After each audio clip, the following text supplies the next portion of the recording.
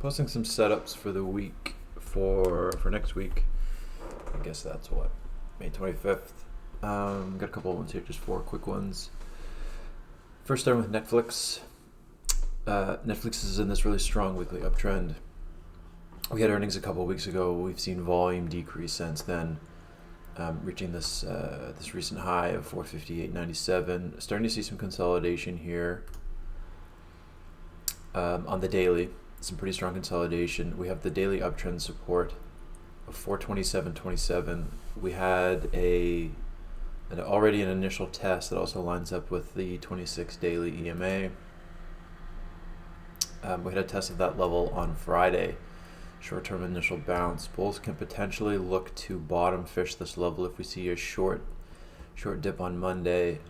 Hourly isn't necessarily going to be close to oversold, so we want to be cautious. I'm not sure of the probability of the setup, but it's still a good risk-reward play on any bounce. We're just looking for a daily lower high under this recent high of 458.97. If we do see a bear break of 427.27, we zoom out and look to the weekly, looking for a weekly consolidation. Any bear follow-through, I don't think will have a huge amount of follow-through or huge amount of space to work with. Rather, as bulls are just looking for a healthy weekly higher low, you could look to this 8 EMA here on the weekly, or potentially the 12 if we see a bit deeper pullback. Regardless, bulls are just looking for a weekly higher low over 393.60 to remain in that strong uptrend. For setup, I've set an alert on 4-hour oversold, since we're looking for potentially a weekly higher low. 4-hour oversold would be a good area to start to scout for an entry. I also see this 200 moving average, the simple moving average, that would also act as a good entry zone if we got a dip down to that level. Popping on, let's pop on one other tool here. This is just different setup. So putting on, this is an RSI projection of at what point in price would we get our 4-hour oversold. The first line is 30, and then every line deviation goes down by an RSI of 2, I believe. So it's 30, 28, 26, etc. So if we see a dip down to these levels, you can start to scale in into an entry with 4-hour oversold. Hourly oversold could also be cooked in this area depending on how fast we drop. The bull cases, and you start to look for a descending 4-hour descending wedge type setup in oversold conditions, but that's a bit further out. So I'm watching that. That is one setup. Moving on to INSG, this one's been a fun one. Let's clean this chart up for a second. So on the weekly, I've been watching this pullback from this rip up to 15.15. For a couple of weeks, we've been pulling back, decreasing bear volume, approaching the weekly EMAs. Though this is not in a weekly uptrend, there's enough space here that we can be confidently looking for a weekly higher low. Bulls need to prove it to us, of course. So we've been patient. I bought some calls down here when we were under 10. I think we were around 950s, 960s. I bought a few $10 June monthly calls. We saw significant selling in this region all week. If you look on the hourly, extended hours on, every time we came up to this area, we saw significant selling pressure. Bulls were just unable to sustain bids over this 42, 46, 64 region. So we saw these pops, sell off, pops, sell off, pops, sell off. Now we have a big, strong, notable buying with huge volume, elevated volume on the hourly and the daily, and it held the support. It held this region, which is most bullish to me. So this is the daily volume from Friday, looking really good. So we had this daily trend change, confirming that this is most likely going to be our weekly higher low. Bulls want to break the high of last week, next week, 11.29, to confirm that this is the weekly higher low. Then we look for most likely to be a weekly lower high under 15.15. If bulls go crazy like they did on this last rip, it's possible to see a new high. But I think given the size of this range, most likely scenario is in fact that lower high. I'm probably going to sell my calls in at least partial into the 12 to 12.50 region. Again, just looking for that weekly lower high. Something I can also do is look for 4-hour overbought conditions. 4-hour overbought conditions when looking for the weekly lower high is a decent area to look for profit taking, at least to protect the position and some of its profits. Netflix I already did. What was the other chart? AMD. That was it. AMD. So this is a bit of an interesting setup. This is a weekly, let's clean up the chart again. It's a weekly cup and handle setup. It's a weekly cup and handle setup. So roughly this is what we're looking for. Looking for a test, bulls to hold this dip and then retest and break these levels. I don't know what's happening. Okay, fixed. These are, again, cleaning this up. So there's some clear resistances here. We have this resistance here, 58.63. We have 59.27. We have some notable decreasing volume on the weekly as we approach these earnings that's about another month out. We have these upper wicks showing a bit of profit taking.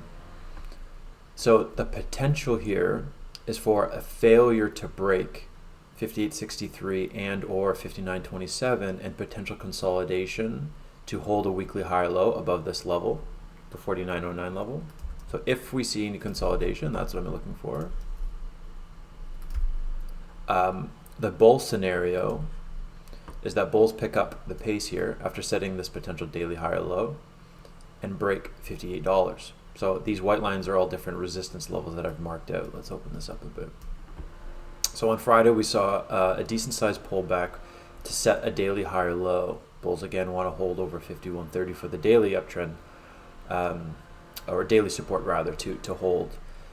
It's almost a perfect hammer setup where we had a sell-off. Bulls bought the dip aggressively and closed strong on low volume, so bears didn't see much follow through after having significant momentum on Thursday. So what bulls want to see here is a break of this 56.98 level to confirm the weekly move is still continuing, and then very quickly after break $58. Conversely, because we're decreasing the volume here on the daily, we may just see a daily EQ around this level before an eventual break. Of course, there's the bearish play downside to hold a weekly higher low over 49.09 I mentioned earlier. But this is looking really good. So on any consolidation, I may look to scale in commons and calls on a month or two out time frame to look for an initial or eventual rather a bull break of this level. And also may look at the semiconductors SMH ETF to look how that's shaping up. So there's two scenarios here: rejection on the weekly and weekly higher low over 49.09, or if bulls can get some strength going, break 56.98 and see continuation and consolidation in this range before again breaking out. The last play is pins. The last play is pins. It's an inverse head and shoulders setup. Clean this up here. Clean. We'll get more complicated in a minute on this one. Okay, so black dip breakdown 10-10. Saw this rip on the weekly with SPY and the rest of the market, everybody else. We saw some consolidation, decreasing bear volume, lower wicks of buying. Looks good. Looks like potential weekly bull flag here. Zoom into the daily. Daily, this is a gap down, tried to rally, sold off. So this is bearish, like you have your low, higher high, failure to break to and hold above highs over 21.56, sell off, lower high on the daily, lower low. Bears didn't see very much follow through, and we saw pretty decent buying even though it was on low volume, getting the price back up to this 1944 level. And we saw some consolidation here, and this is giving us some really good signals. So we have decreasing bear volume. Every day we have consecutively decreasing volume. We have low relative volume compared to this higher volume doji here that formed the high of 1944. And we have these lower wicks of buying. So that even though we're showing decreasing bear volume, part of this is bull volume, right? It's bulls buying this dip, holding above this EMA pack.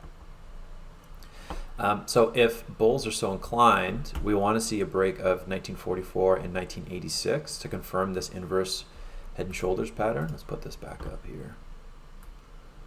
So you have your left shoulder, head, right shoulder, or I guess depending on your frame of reference, could be the other shoulder, but you get what I'm saying.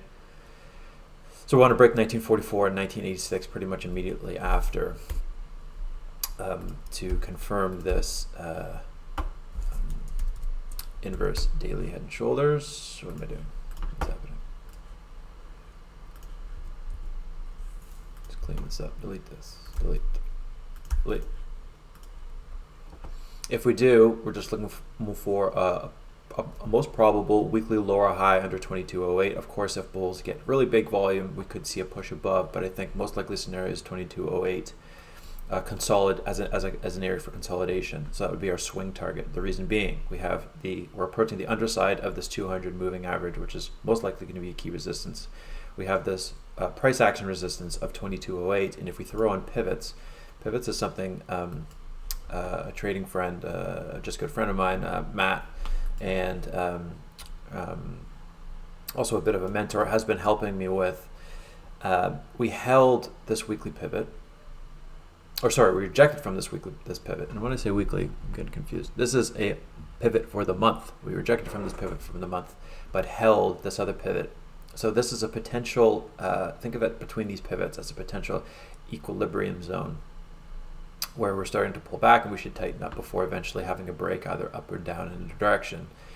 So after rejecting from this first monthly pivot, excuse me, and holding this pivot, we want to see a bull break up and above. We should see a strong, powerful move. And there's a gap of resistance here.